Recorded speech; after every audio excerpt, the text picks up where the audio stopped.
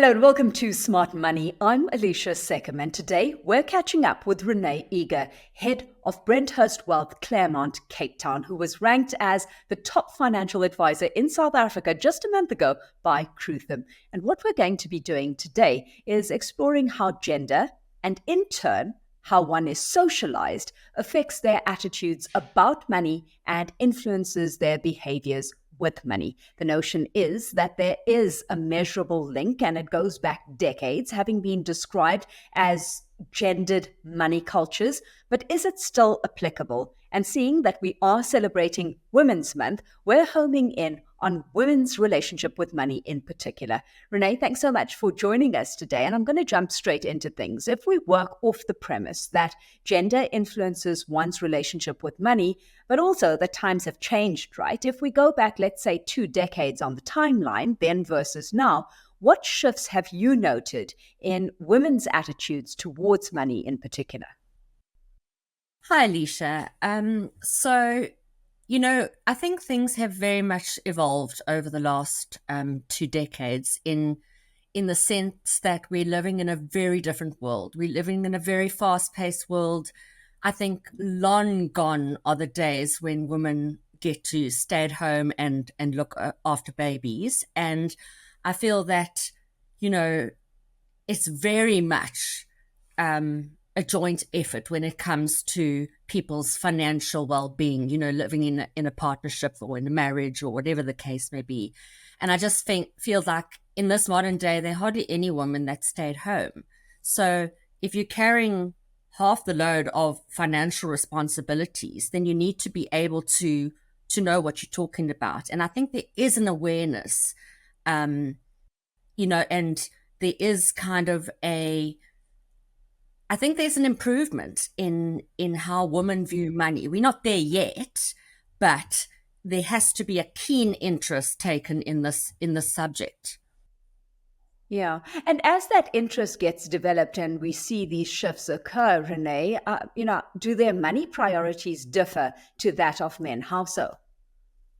Yeah, so I think, obviously with women and investing, their priorities are different, okay, in the sense that I think women have got a much bigger mental load. So they're thinking, what to do with the kids and the education and all that. And there's just so much more that goes into a woman's budget as opposed to a male budget, for example. And I think as time goes on, I think more women need to become aware that they cannot rely on their husband, for example, to make them secure in the future. In other words, to get all the apples kind of lined up, education, clothes, this, that. It has to be a joint effort in trying to get the whole picture right for one day when you don't have a husband or when you're on your own, or, the bottom line is women tend to outlive men, and you need to have a savings pot. You need to be financially able to look after yourself, and I think that's the bottom line.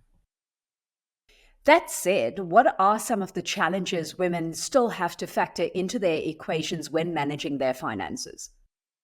Yeah, so I think obviously, I think there's this whole longevity story. And the bottom line is medicine is going to keep us all around for much longer. And I think, you need to make sure that you can stand on your own feet.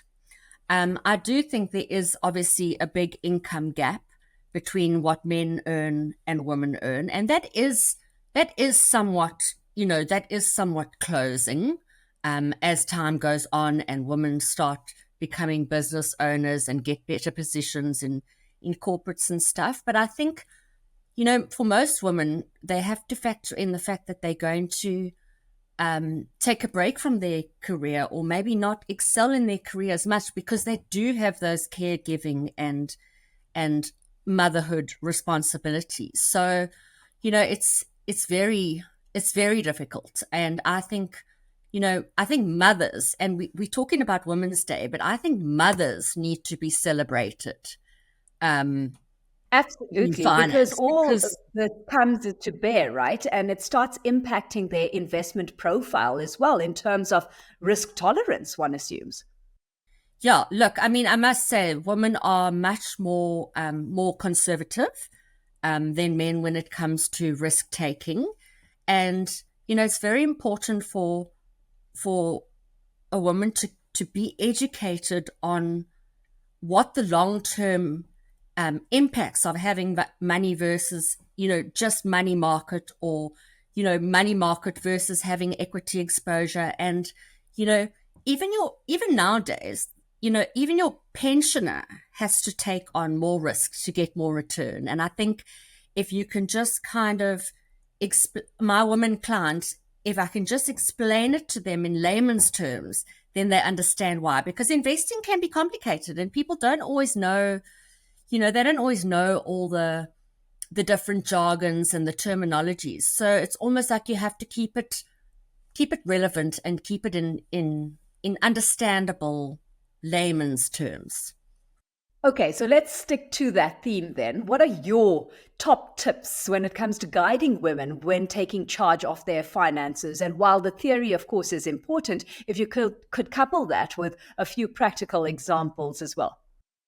Yeah, so I think I think the most important thing is to be prepared for life altering events, and that would be death, divorce, and things like that. And I think, you need to take an active interest in where is your will? Where is your, where are all those documents that are going to make your life easier? So should something happen like that? Um, you know, how much life cover you have. I mean, how much life cover do you need in today's terms to make sure that you can continue to have an income, for example? And, I think that for me, a will is kind of a document that everybody has on the side, but I think it's one of the most important documents you can have. That's my first tip.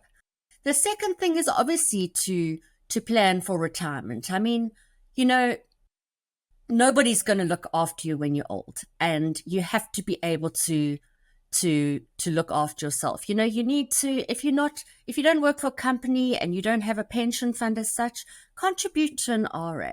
You can start saving small, where you put money every month into a tax-free investment savings account.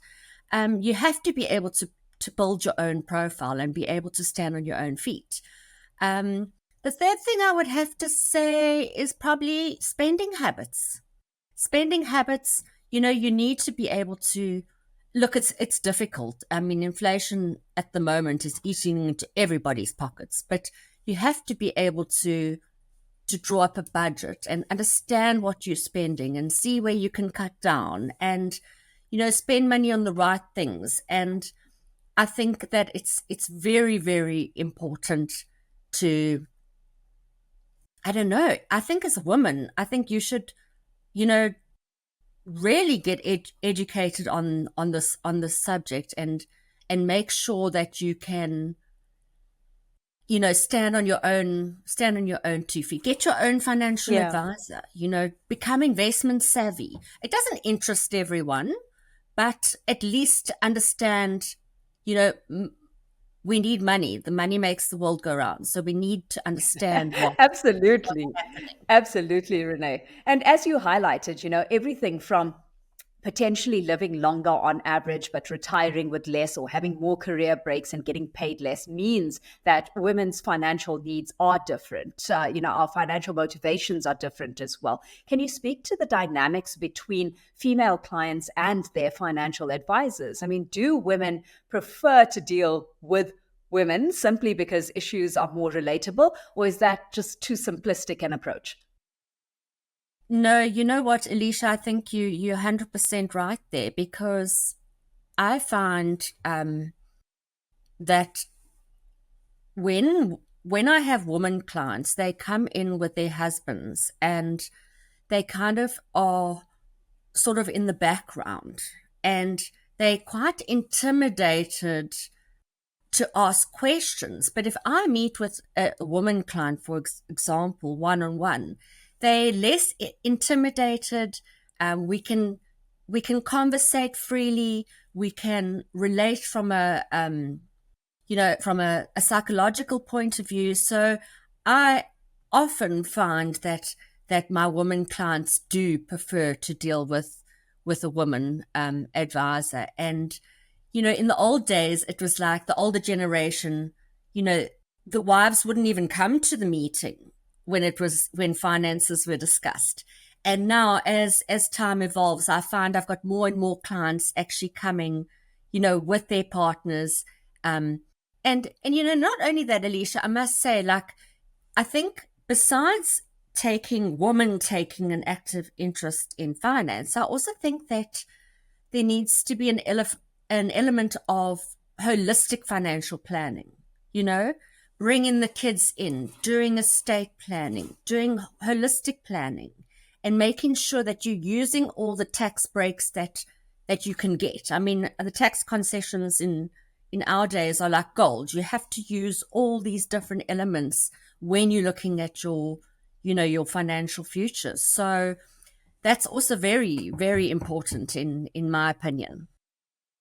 Absolutely. Well, Renee, on that note, let's leave it there. Thanks so much for having joined us in conversation today. Renee Eagar is head of Brenthurst Claremont, Cape Town.